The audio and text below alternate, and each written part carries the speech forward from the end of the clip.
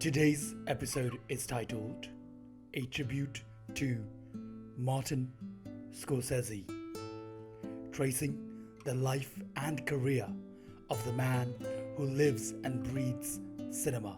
This episode has been written by Andrew Valianti.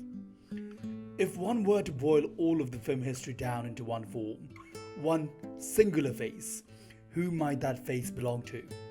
For some, the answer may admittedly be that of Iron Man or James Bond, but for many, that face is none other than that of Martin Scorsese. You are special. Never forget that. You are special.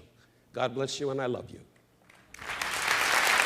The legendary director has consistently shaped the industry of film both directly and indirectly over the past 55 years, remaining one of the most distinct and daring minds in Hollywood since his maiden voyage behind the camera in 1967.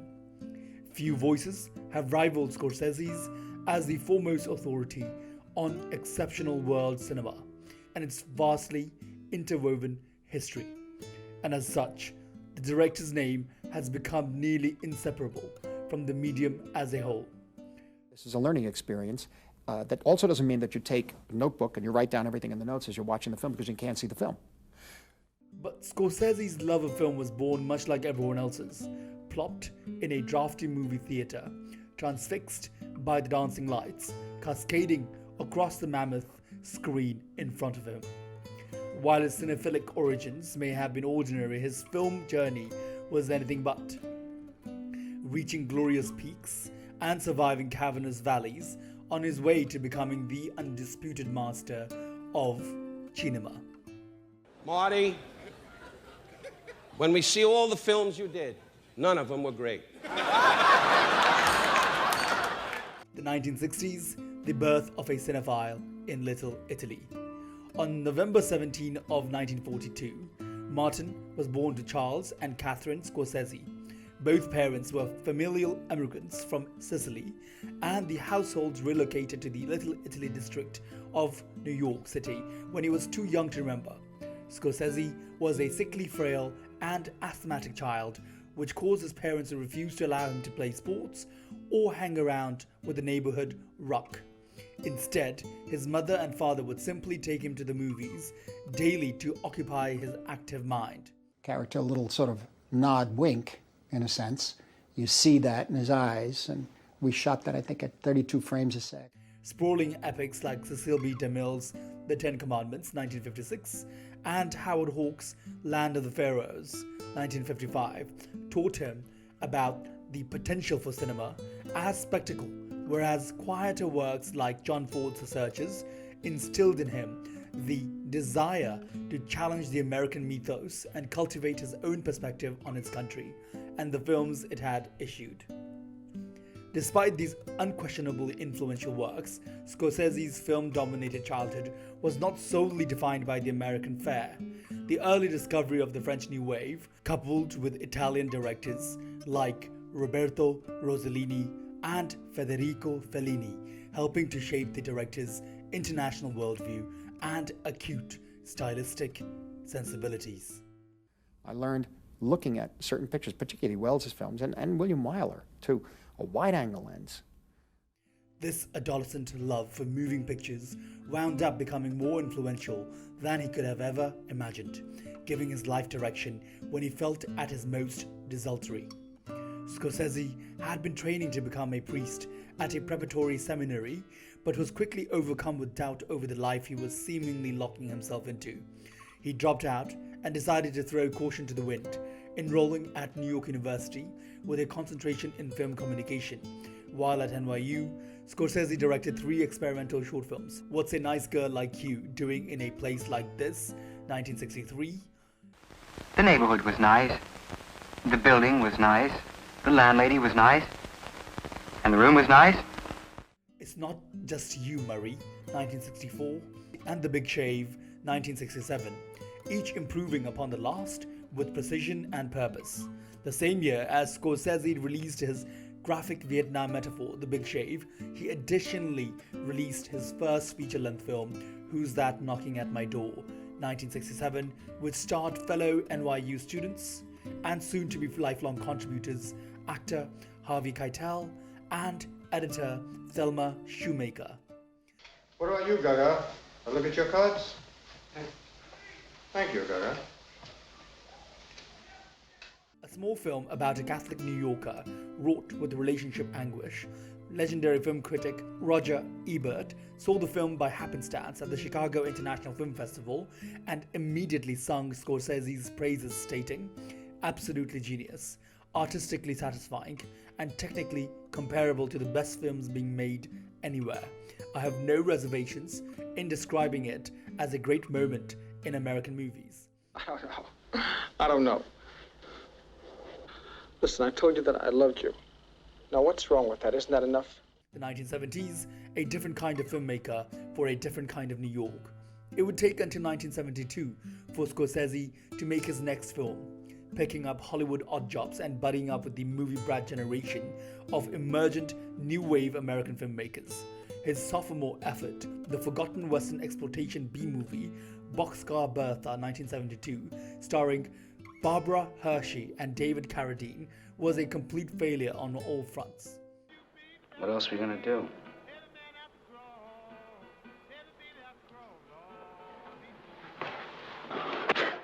Highly influential actor and director John Cassavetes famously saw the film and told Scorsese, "Marty, you've just spent a whole year of your life making a piece of shit.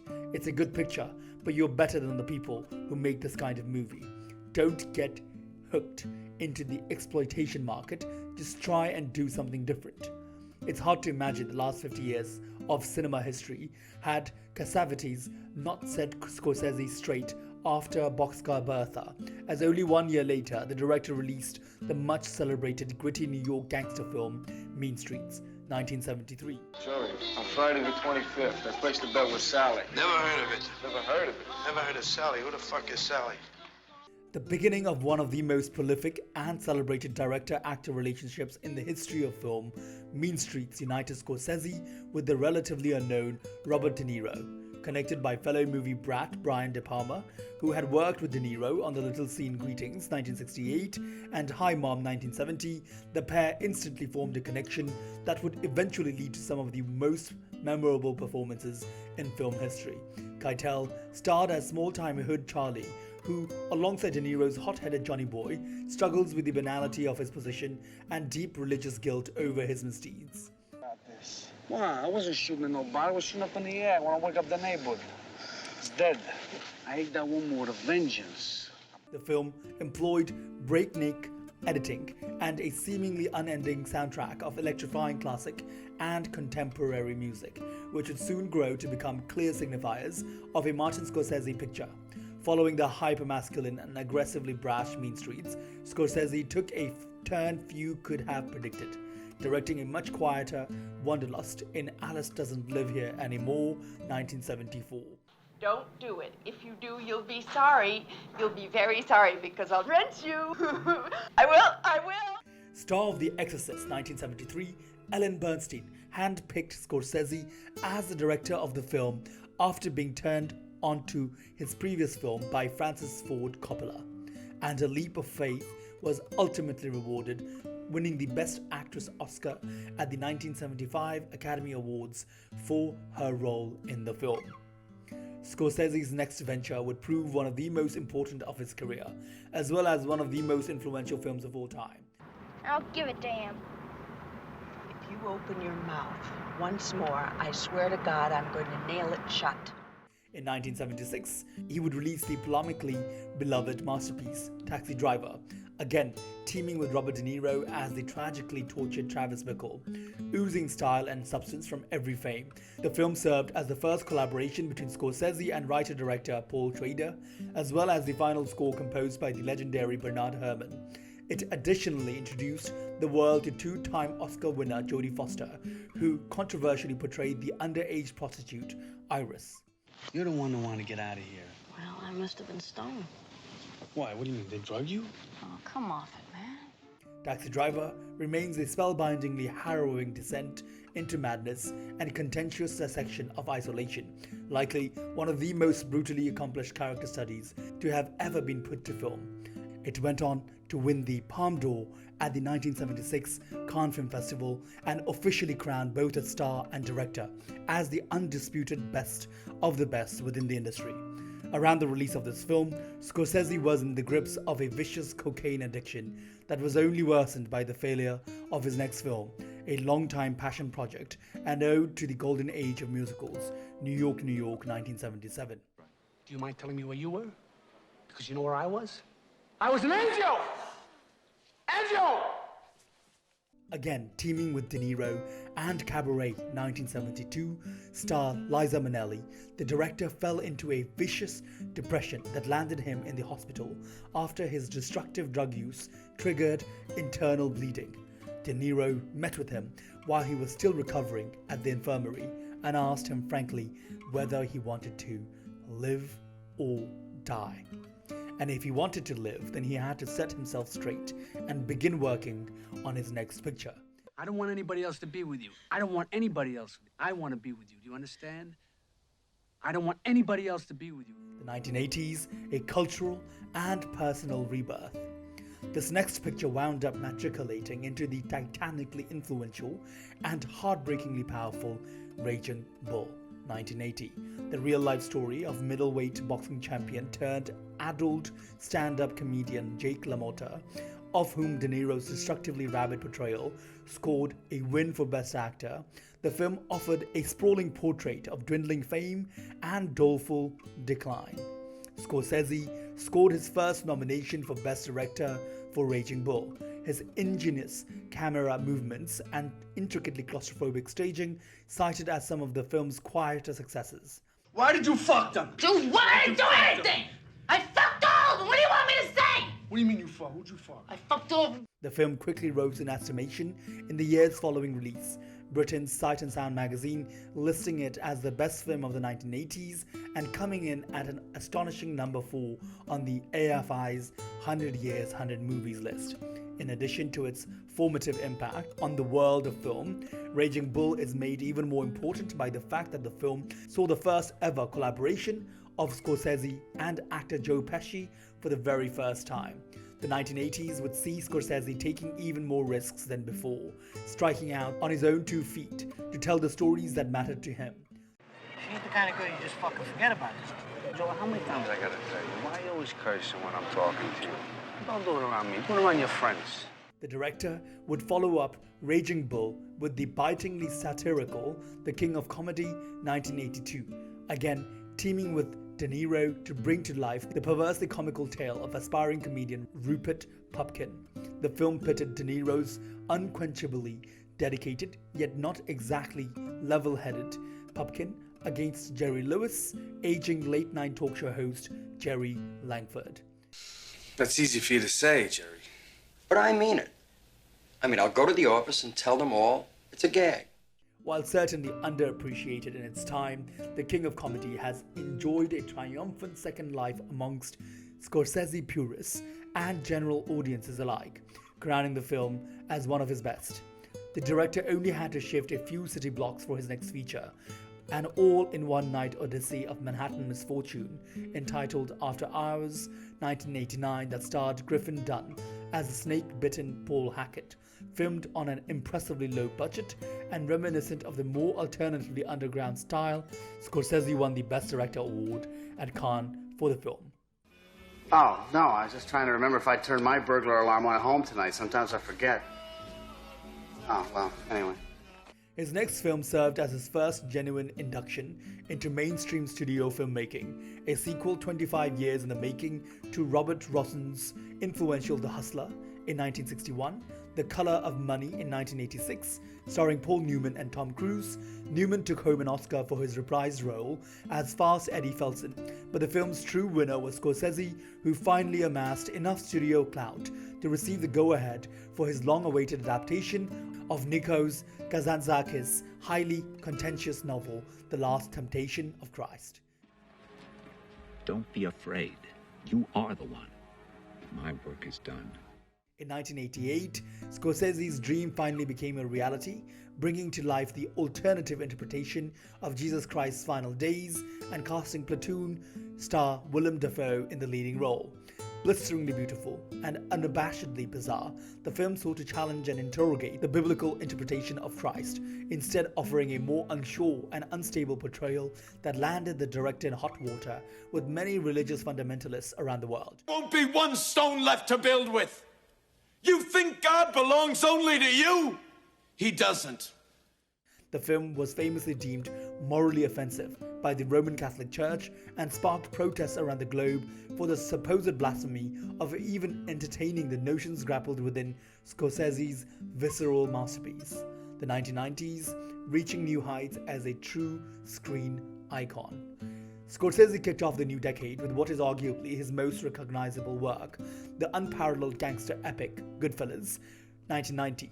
The director again teamed with De Niro and Pesci as supporting players in the sprawling story of a life in the mafia, handing the reins over to Ray Liotta to anchor the film in a magnetic performance as real-life mobster turned FBI informant Henry Hill. See right there? Right in front of us there. I think it's been following me all morning.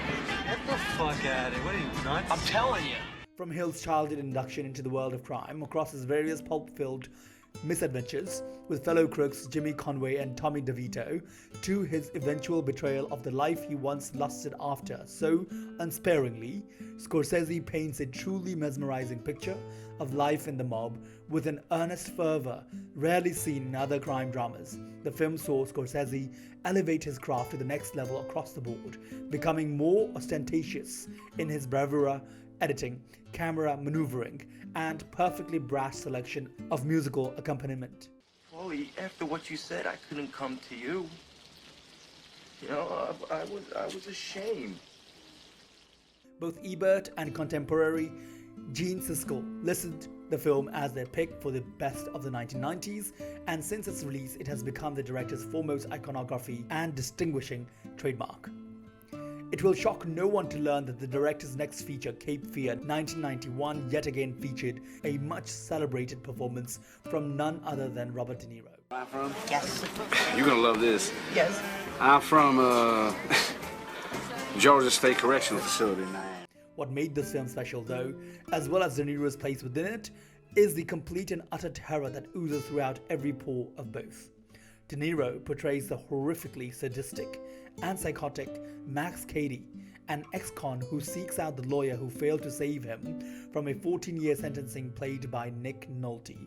Nolte and his family, a pair of exceptional performances from Jessica Lange and Juliette Lewis as his wife and daughter, are terrorized by the unrelenting Cady, slowly blurring the lines between what's real and what's imagined as his attacks grow more violent. You understand? No. There will never be any connection between you and Max Cady. If classic films have to be remade, this is absolutely how it should be done, as Scorsese elevates and expands upon the original while avoiding relitigation of the same story beats. It was clear to many, including the director himself, that the formula of casting De Niro in increasingly outlandish roles was running its course, and as such, the director set out on an unofficial hunt for his next leading man. Oh, I didn't mean to disturb you. Are you Miss Blanker? I'm Newland Archer. His first attempt to fill the De Niro-shaped void came in the form of lauded British star of My Left Foot, Daniel Day-Lewis. The actor was cast as Newland Archer in Scorsese's unpredicted high society period piece, The Age of Innocence, 1993. The extravagantly gentle film received rave reviews from critics but bombed at the box office, sending Scorsese back to the reassuring comfort of De Niro and Pesci for yet another gangster saga with Casino in 1995. I don't give a shit who he's connected to. Tell him to take his fucking feet off the table. What's he think this is, a goddamn sawdust joint? While not breaking any new ground for the director, the film remains an insanely fun watch, a feast for the eyes and ears, and unworthy of the unfair comparisons it received to Goodfellas upon its release. The director would follow his recognizably safe effort with Casino with his most alienating and unique film, 1997's Kundun. The film follows the trials of the 14th Dalai Lama and his exile from Tibet, a subject matter that got Scorsese banned from the country indefinitely. I thought he would be some kind of monster, even with horns growing out of his head. But he's only a man. Scorsese ended the decade on a more recognizable note with 1999's Bringing Out the Dead, starring Nicolas Cage, re-teaming with Schrader for another characteristically pitch-black examination of spiritual redemption. The 2000s, a new muse for a new millennium. Scorsese's search for new franchise face was ended upon his discovery of the overnight sensation and star of The Basketball Diaries from 1996 and Titanic from 1997, Leonardo DiCaprio. I'm flying! Jack!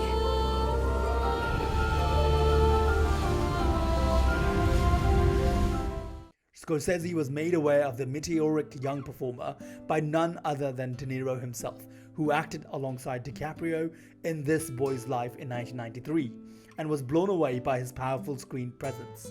Scorsese would make 3 films across the 2000s, each headlined by DiCaprio in vastly different yet consistently remarkable roles. The pair's relationship began with Gangs of New York in 2002, an absolutely massive ode to the warring factions of 1800s New York. This is a night for Americans! DiCaprio offered fine work as the vengeful Amsterdam Valen, but was unquestionably outshined by a gloriously larger-than-life performance from the aforementioned Day-Lewis as Bill the Butcher. Their next collaboration would prove as a better spotlight of the young actor's immense acting chops, taking on the daunting legacy of reclusive film mogul and pioneer of aviation Howard Hughes in the eccentric biopic The Aviator in 2004. Only 1% of the American population has ever set foot on a commercial airliner. Why? Because they're scared to death, Jack, and they should be. DiCaprio offered up an unprecedented vulnerability in its take on Hughes, depicting the extent of his destructive OCD, obsessive-compulsive disorder, and later-life mania. While the film won 5 Academy Awards, including nabbing Best Supporting Actress for Cate Blanchett's portrayal of legendary actress Katharine Hepburn, both DiCaprio and Scorsese walked away empty-handed. His Academy luck would finally change with the release of his loose remake of the Hong Kong crime thriller Internal Affairs in 2002. 2006 Best Picture winning The Departed. Your Uncle Jackie, he also would kill my entire fucking family if he saw me here with you. DiCaprio starred alongside Matt Damon as dual sides of the same coin, the former a desperate police recruit sent undercover to infiltrate the mob, and the latter a mob informant lodged deep in the police department, both manipulated by the fiendish mob boss Frank Costello, portrayed by Jack Nicholson in his final iconic performance. Scorsese finally took home the Best Director Oscar for his 6th nomination, jokingly asking the presenter to double-check the envelope in his acceptance speech. Thank you, please, thank you. Could you double check the envelope? Outside of the directing chair, the 2000s saw Scorsese take on a completely new challenge with the founding of his much celebrated World Cinema Project. The non-profit organization's sole originating purpose was to preserve and restore neglected films from around the world, offering them a chance to reach a larger audience than the various creators had ever imagined. A sibling to Scorsese's similarly minded American-bound endeavor, the Film Foundation, the WCP offered a platform for talent of all forms, making way for some of the greatest films from around the world to have slipped between the cracks of public consciousness. All of them history captured on film. Through the World Cinema Foundation, Martin Scorsese is restoring movie masterpieces. The organization has restored 43 films, including Ousmane Sembène's Black Girl, 1966, Louis Buñuel's Los Olvidados, 1950, and Edward Young's A Bright Summer Day, 1991, with plenty more soon to be reissued in the coming years. The 2010s and beyond, a name synonymous with cinema incarnate. Scorsese's partnership with DiCaprio extended into the 2010s, beginning in the later stage of his career with the horror-infused neo-noir Shutter Island in 2010. Do you know the state of the mental health field these days, gentlemen? No, not a clue, Doctor. War. A twist-fueled tale of two hard-nosed detectives sent to a remote island mental institution to locate a missing patient. The film saw its director begin to examine his status as a cinematic master and the illustrious career he had carved out for himself. This self-reflection propelled him in directions he had previously been averse towards, such as the spellbinding mystery of Shutter Island or the kid-friendly wonderment of his next film, Hugo, in 2011. If you've ever wondered where your dreams come from, you look around. Adapted from the illustrated children's novel by Brian Selznick. The invention of Hugo Cabret, the film marked the director's first foray into anything that could be remotely construed as heartwarming, let alone resoundingly whimsical. But just when audiences might have suspected Scorsese was softening up, he came out with the dizzyingly raucous and unreservedly unrepeatable The Wolf of Wall Street in 2013, the unbelievably true story of New York stockbroker Jordan Belfort from his first days on Wall Street to his glorious reign as hard-partying CEO and eventual downfall and imprisonment of large-scale security fraud. They called it Black Monday. No shit. By 4 p.m. the market had dropped 508 points. DiCaprio's performance as Belfort is one of the wildest to ever be captured on film and is still argued as potentially the greatest he ever delivered. But alongside the likes of Jonah Hill and newcomer Margot Robbie, the film ultimately proves a brilliant ensemble piece.